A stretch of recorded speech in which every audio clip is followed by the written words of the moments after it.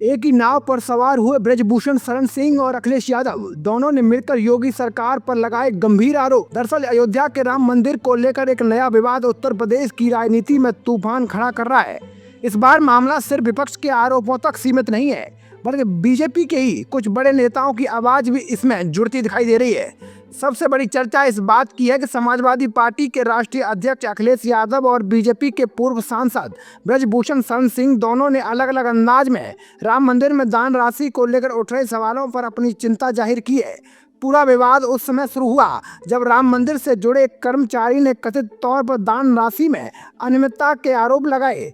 दावा किया गया कि मंदिर के दान पात्रों से करोड़ों रुपए की राशि गायब है। जैसे ये मामला सामने आया, समाजवादी पार्टी प्रमुख अखिलेश यादव ने सोशल मीडिया प्लेटफॉर्म एक्स पर पोस्ट करते हुए गंभीर सवाल खड़े कर दिए। उन्होंने कहा कि यदि करोड़ों श्रद्धालुओं की आस्था के केंद्र राम मंदिर में दान राशि को लेकर गड़बड़ी हुई है तो ये बेहद गंभीर और शर्मनाक मामला है। उन्होंने पूरे प्रकरण की पारदर्शी जांच और सीसीटीवी फुटेज सार्वजनिक किए जाने की मांग कर डाली। अखिलेश यादव के आरोपों के बाद ये मामला तेजी से राजनीतिक रंग लेने लगा। आम आदमी पार्टी के सांसद संजय सिंह ने भी दान राशि की गिनती और मंदिर प्रशासन की कार्यप्रणाली पर सवाल उठाए। इसके बाद समाजवादी पार्टी के वरिष्ठ नेता और पूर्व मंत्री पवन पांडे ने भी करोड़ों रुपए की कथित अनियमितता का आरोप लगाते हुए मामले की निष्पक्ष जांच की मांग कर डाली। लेकिन राजनीति में सबसे ज्यादा चर्चा तब शुरू हुई जब बीजेपी के पूर्व सांसद और राम मंदिर आंदोलन से जुड़े रहे वरिष्ठ नेता ब्रजभूषण शरण सिंह का बयान सामने आया।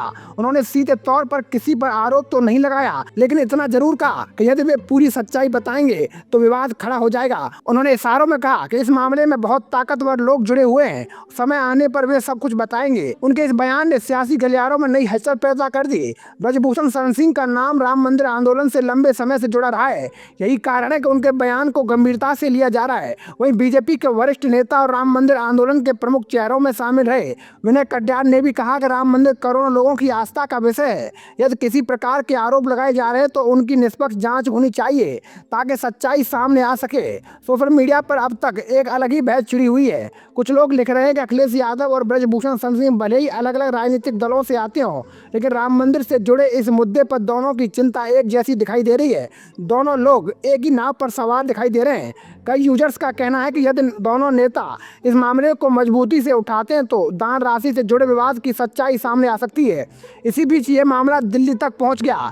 बीजेपी नेता डॉक्टर रजनीश सिंह ने प्रधानमंत्री कार्यालय को पत्र लिखकर पूरे प्रकरण की उच्च स्तरीय समयबद्ध जांच की मांग कर डाली। अपने पत्र में उन्होंने कहा कि राम मंदिर करोड़ों श्रद्धालुओं की आस्था का केंद्र है, इसलिए किसी भी प्रकार के आरोपों की निष्पक्ष जांच होना जरूरी है। उन्होंने ये भी कहा कि यदि आरोप गलत है तो जांच से सच्चाई सामने आनी चाहिए और यदि कहीं कोई गड़बड़ी हुई है तो दोषियों के खिलाफ सख्त कार्रवाई होनी चाहिए। इसके बाद घटनाक्रम तेजी से बदला। सरकार की ओर से जानकारी दी गई कि राम जन्मभूमि तीर्थ क्षेत्र ट्रस्ट के अनुरोध और मुख्यमंत्री योगी आदित्यनाथ के निर्देश पर 3 सदस्यीय एसआईटी का गठन किया गया है।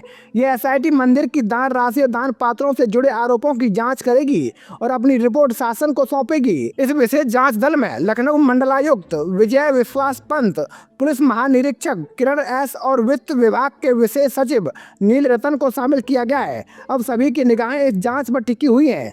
सवाल यही है कि जांच में आरोप सही साबित होंगे या फिर ये पूरा मामला केवल राजनीतिक आरोप प्रत्यारोप बनकर रह जाएगा।